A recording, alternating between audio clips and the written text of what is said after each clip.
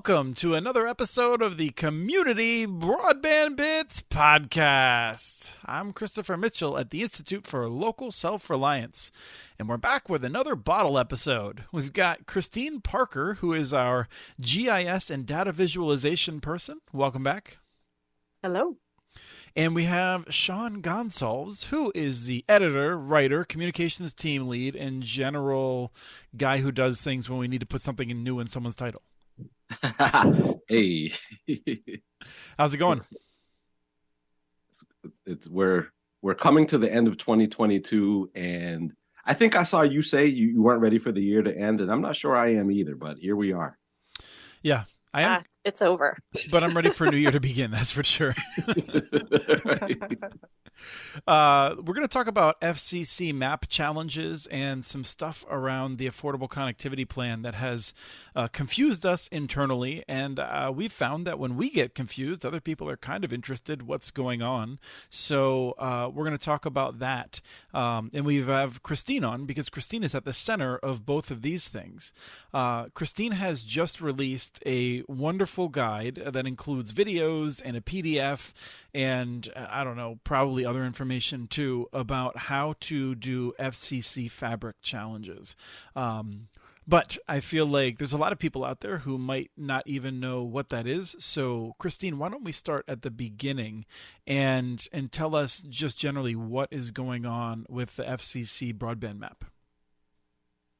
So for anyone that isn't familiar with the new map, the FCC contracted a company called CostQuest to create essentially a nationwide database of addresses and over a pretty short timeline. And within that timeline, they did what they could. And the result is that what is being called the fabric, this national database, is not so great. There are a lot of issues with it across the country.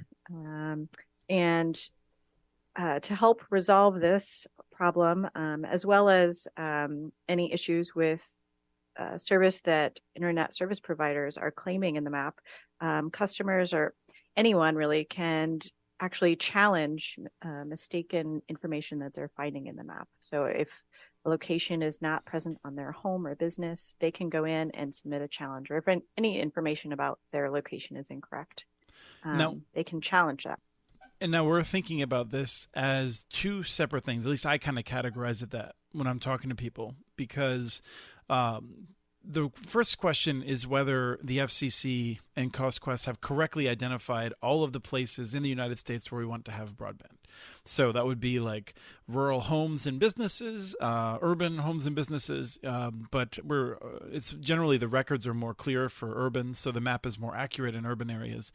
In rural areas, we want to make sure that we have homes on the map, not sheds or, abandoned outhouses. I've just been listening to a lot of Revolutionary War here, history, and I keep hearing that one of the places that they wanted to quarter the British troops was in outhouses, and I just still don't get that. So outhouses are at the top of my brain, but buildings in rural areas that should have broadband delivered to them, high quality internet access. That's what we want to make sure are on the map. And a lot of areas, in Vermont, there might be as many as 22% of rural locations might be missing from the map. And so that's a fabric challenge. Like, do they correctly have the address? And the other thing is, if they have the address, do they correctly describe the internet access options that are available there? And that's the second type of challenge. It is an important one, although I feel like it is a higher mountain to climb to actually have that challenge successful. So I feel like we're encouraging people to really focus on that fabric challenge to make sure the sheer number of locations is correct. Yeah, definitely. Coming up January 13th is the deadline for both of these types of challenges. And after that, what is in this corrected map, it will be directing the BEAD allocations come June. So it's really important to for each state, get the missing locations added to the map as quickly as possible. So, Sean, are you going to use your vacation time here between Christmas and New Year's to rigorously go through Cape Cod to try and figure out if they have all the locations correct as your board duty on the Open Cape? That's a great question. Yeah, I'd like to spend some time fooling around with it. No, you wouldn't. You could be honest. Yeah, no, I mean, I am going to check around on a few places, and I have encouraged Open Cape to join me in that effort. And I still have some questions too that we can maybe get to. But okay, well, let's start with having Christine describe just briefly what are the resources you've made available to try and help people understand how to do this. Well, the first is a PDF document that is designed to be a sort of click through resource. So the first page is kind of if you're a consumer versus if you're I think government if you're entity. a citizen activist. Yes, absolutely. You might also be a consumer, but we're worried more if you're a producer, which is what most of us are on the internet. Go ahead. That's very true. That's a good point. Thank you. And the other kind of route you could go is if you're a third-party entity, government, tribe that is more interested in the bulk challenge format. And then there are a couple links for just going directly to the instructions, like exactly what you need to challenge, but you just need some guidance. And so that's the kind of the initial layout. And then there's a timeline in there for what happens after submission for availability challenges. There are some definitions in there in case the multitude of acronyms are not clear. It's a cool choose your own adventure multimedia document, though. And to be clear, the if you're a local government, a state government, a tribe, certain other entities that can do bulk challenges, then that would be useful for you too. But I would think that most of the people we are trying to get this out to are probably individuals who have some knowledge about the area they're in, or maybe an area their parents live in, and they're just trying to help out by improving these maps, which I have ranted enough. If people really want to see me ranting about how awful it is that the FCC has put us in this position through more than a decade of refusing to do its job, I've done that on the Connect This show that people would be welcome to check out. I feel like I've ranted on that plenty. But there's a lot of fault to be had, and I think it's ridiculous that we are expecting people between Thanksgiving and New Year's to be fixing this map that has been done and has a whole lot of other problems involved with how the FCC went about this. But we're not gonna get lost into that here, I think. Unless that's one of the questions that Sean has. But Sean, what was your questions you had popping up? No, I've got a couple, but one thing that we shouldn't just breeze over, because it's obvious to us and probably a lot of our listeners, but to the extent that these are individuals challenging, like we should state clearly why this is important. Like why should we care that this map be accurate? Because we're completists, and we just want to make sure that things are right in the world, and we can't sleep when things aren't right in the world. Is that the only reason, Christine?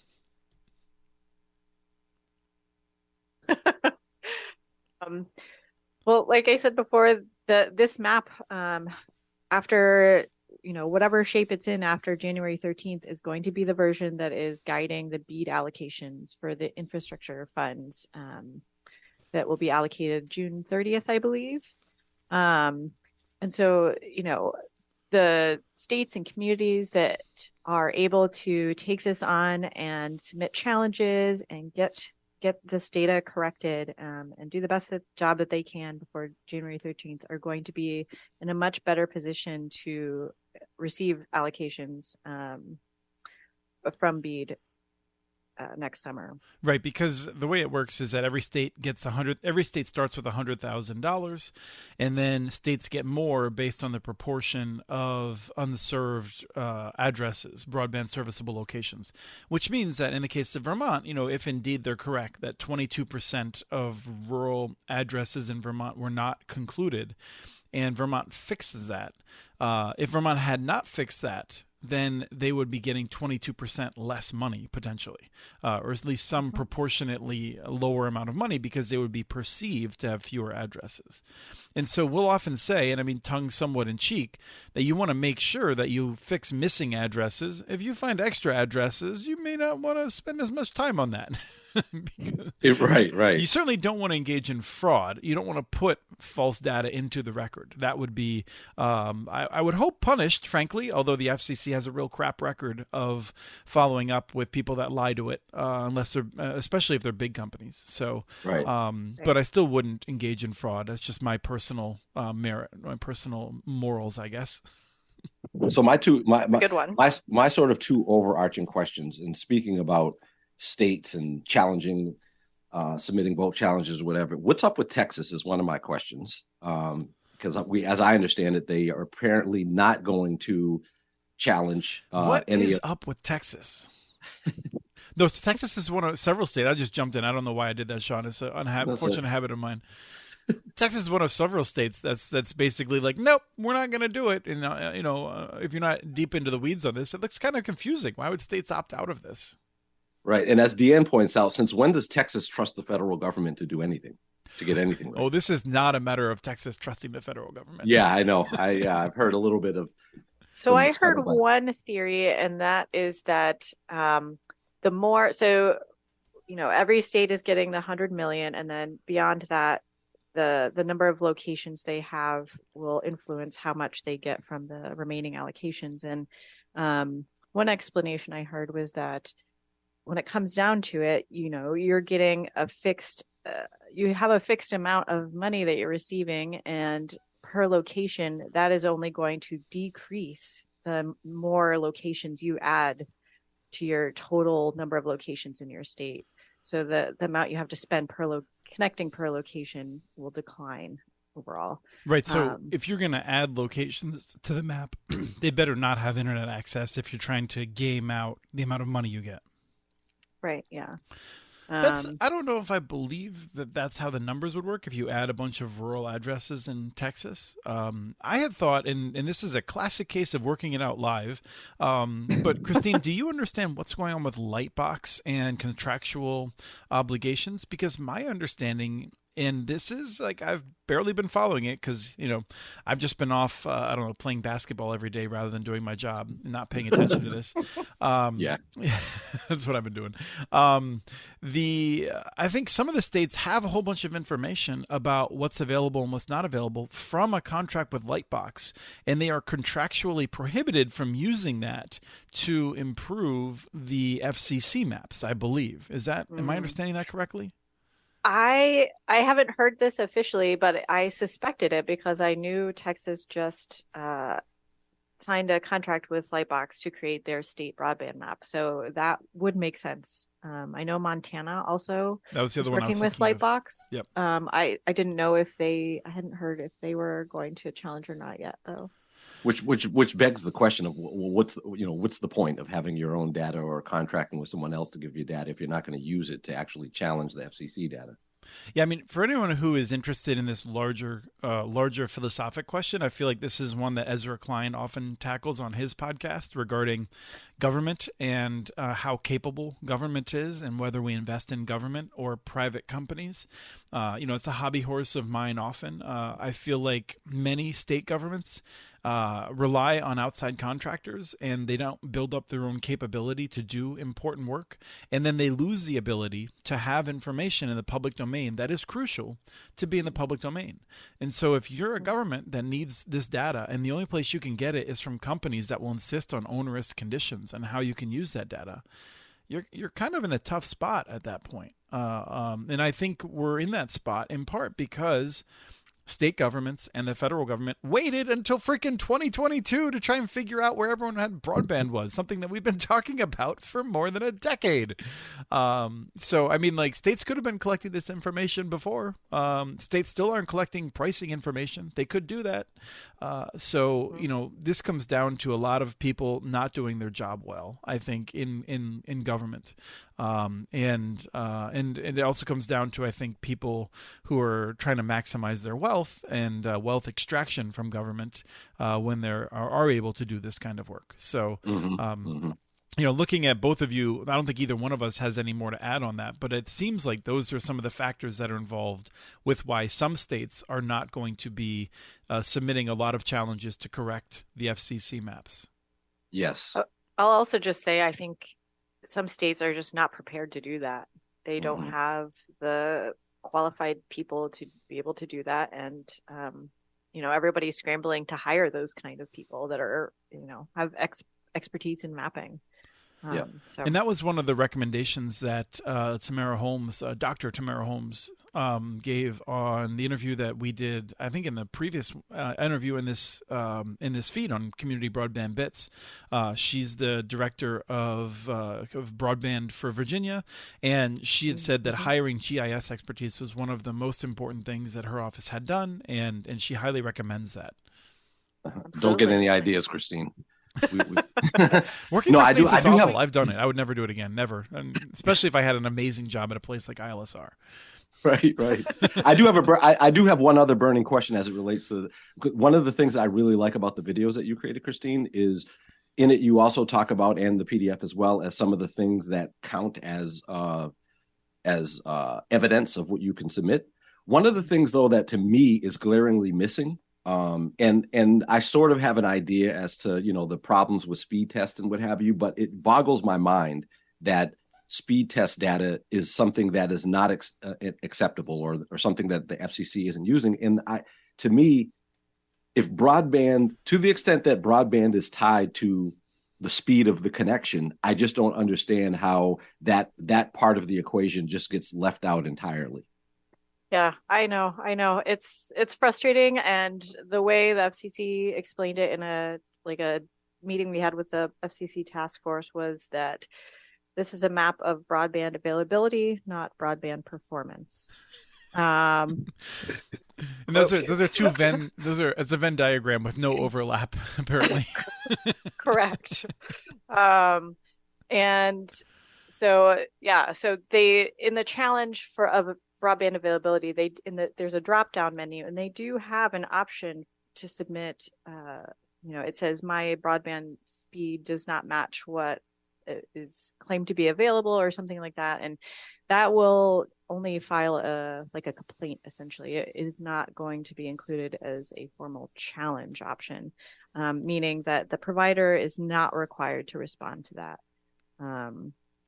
And likewise, with crowdsourced data, which I've heard a lot of people talk about, this bulk crowdsourced data where you can collect a bunch of speed test data from a region or state and submit it to the FCC, that is also not something that providers are required to respond to. So you can submit it, and the FCC has it to be able to look at it, but as far as I know, there is no formal process set up to evaluate those data and how to handle them and decisions that they will make based on those data. So, it's pretty frustrating. Now, it's worth noting, when you go to do a fabric location challenge or an availability challenge, you have the opportunity to provide evidence. And I feel like some people find that intimidating. When I'm looking at this map and I'm like, well, I just know that my parents live here and that they're on the map. It doesn't show that as being an address. I can just put that in and it says, what's your evidence, right? What do I have to do at that point, Christine? So you do have to, if you don't have, so you do provide a description of the situation, like maybe, this is so-and-so's or my parents' address, and they've lived here for so many years. But what is really going to speed up either of these challenges is including, something maybe like a utility bill that includes your correct address and like a recent month. One thing to note in the description section, you don't want to include any sort of sensitive private information, because that currently is still displayed in the public map, so anybody can see it. So if I submit a challenge, there's different fields. And if in the field I put, this is my name and social security number, that would be a bad idea. Correct. Do not do that. Absolutely not. Where should I put my nowhere? The answer is nowhere. Yes, nowhere. But are there places where if you upload the utility bill, is that going to be visible to the general public? No, that is not being made available in the map. No. Okay, so description is available to anyone who's checking, because if I file a challenge, it shows up on the map as someone filed a challenge, and then I can click on that, or Sean could click on that to see what details were in it. And some of the information I submitted is public, the description field, but other parts of it are not public. Right. Yeah, I believe the thinking on keeping that public was that if other people were interested in submitting a challenge there, they could see what had already been submitted and why. But as we're learning, that's maybe not the best way. Yes. I'll be curious if anyone had the ability to do a research project in the future of whether, if you go into a very rural area, if there was a greater number of like vacation homes and homes that are lived in for part of the year who are included in the map and who were fixed with challenges than people who are full-time residents. It would be an interesting project about the bias that these kinds of government programs have when they depend on people fixing the egregious errors of federal agencies that should be able to do a better job. Yeah, it's really unfortunate that they've essentially just put this on all of us to fix, and it's taking care of their job, but also it's correcting a product that is, still proprietary information of CostQuest. So, and something that they will continue to sell. Yes. It's frustrating. It should be public data. We should have had a better job about it. Let's move on to the Affordable Connectivity Plan for a few minutes, because we set up, in fact, Christine, you were instrumental in it along with Emma and others on our team, the acpdashboard.com. And that is a dashboard for ACP. I'm just really trying to make sure people understand what that is and explaining it out there. And we've had a couple of interesting revisions. So, Christine, do you want to walk through just briefly, because we've talked about the dashboard before, and obviously, it includes key data about what's happening with that Affordable Connectivity Plan, the $30 a month subsidy to qualifying families. And there's been some confusion about the data that is available publicly that we've been trying to work our way through. What's going on there? Yeah, so the data is made available through USAC, which is, Chris, can you remind me? Universal Services Administration Company, which is a private company that FCC works with to do a lot of the overhead and administration work for the Universal Services Fund. Thank you. So we get the data from USAC, and it comes in a couple different formats and timestamps. So they're released at different times, which is frustrating as a data person. We'd like to have them all be of the same age, essentially. So we have data that's released per state and at the national level, and that's the total number of people enrolled in or subscribed to in the ACP program. And this is the data set that we started using originally. And there's also a related zip code level data set.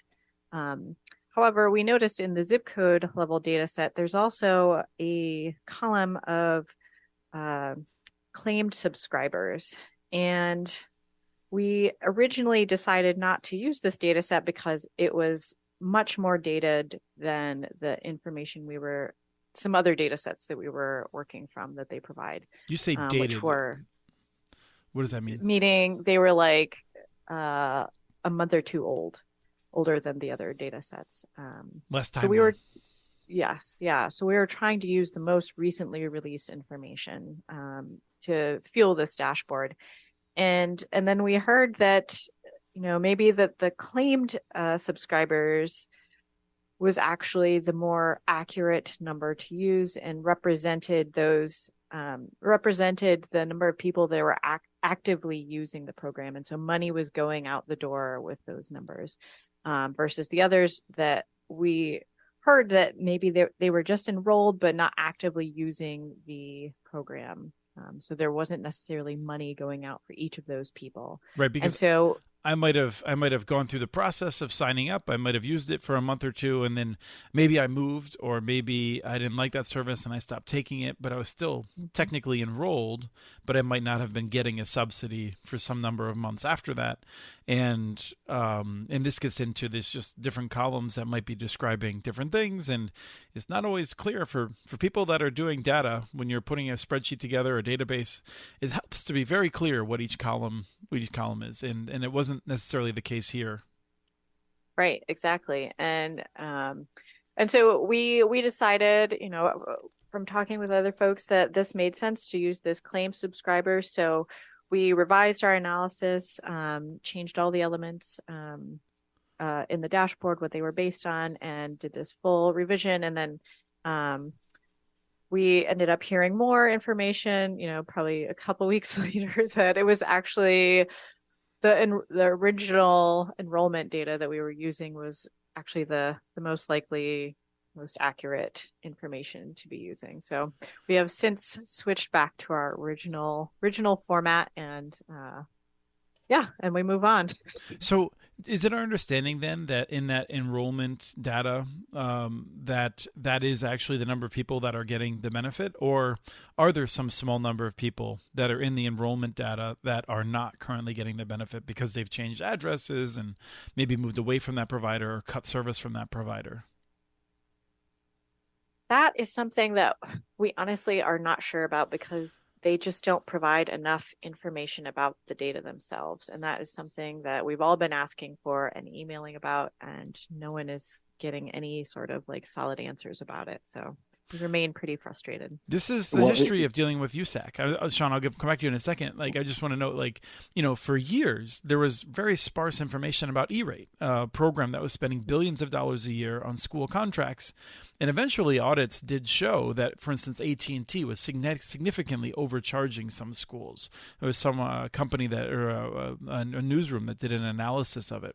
But USAC never made the data easily available. And it would have been super useful for schools to be able to see what other schools were paying and that sort of a thing, and to actually do some work on this to make sure schools weren't getting ripped off. And USAC just never made that easy. I feel like USAC has never seen that it is within its interest to make things easy for the public or researchers to be able to understand what's going on. USAC seems to be very focused on making things easy for the biggest companies that use the money that flows through USAC, and that's always just been a frustration of mine. I know there's really good people who work there, but it just seems like it's never been focused on good public information. Go ahead, Sean. And what I was going to say is, isn't it also the case that part of the sort of the discrepancy between the enrolled and the claimed benefit is that different ISPs get reimbursed? They file for reimbursements at different intervals. So some ISPs may wait, say, 6 months. Others do it more regularly. I don't know. I feel like that is also part of the equation, probably.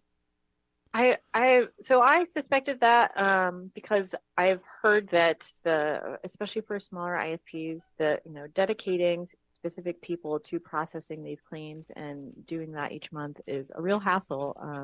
So I've suspected that maybe they were just doing it every so often, to kind of holding on to these and then submitting them in bulk.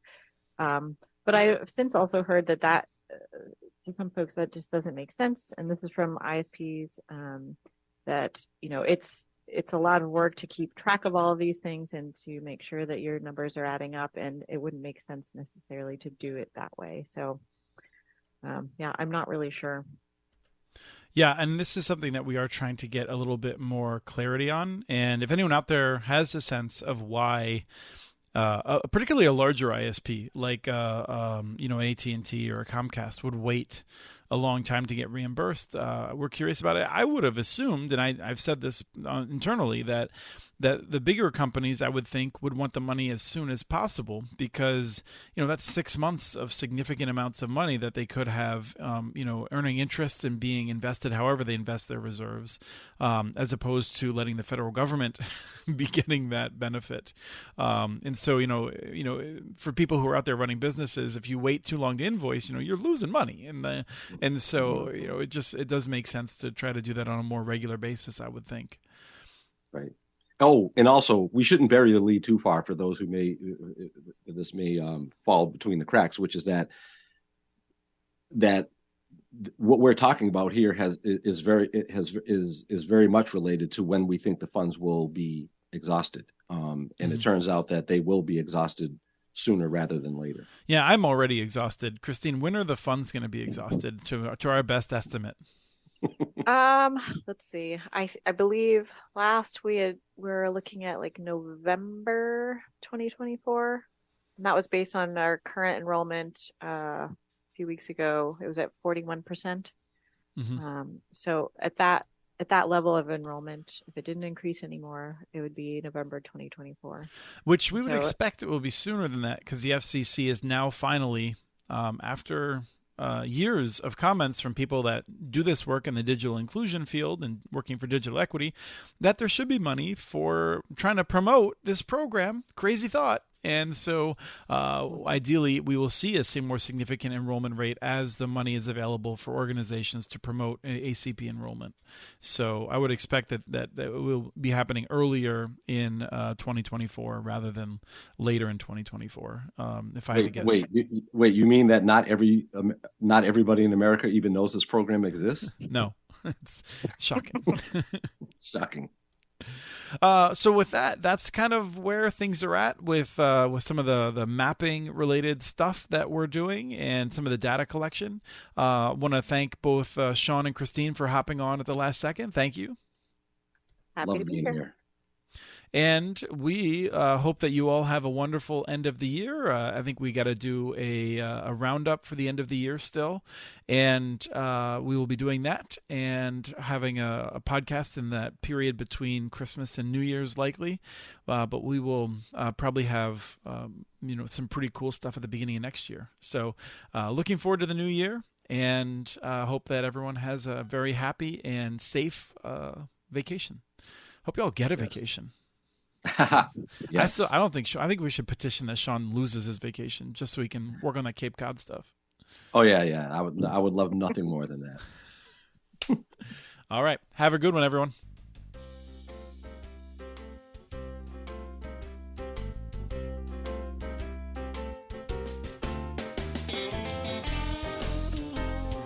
We have transcripts for this and other podcasts available at muninetworks.org/broadbandbits.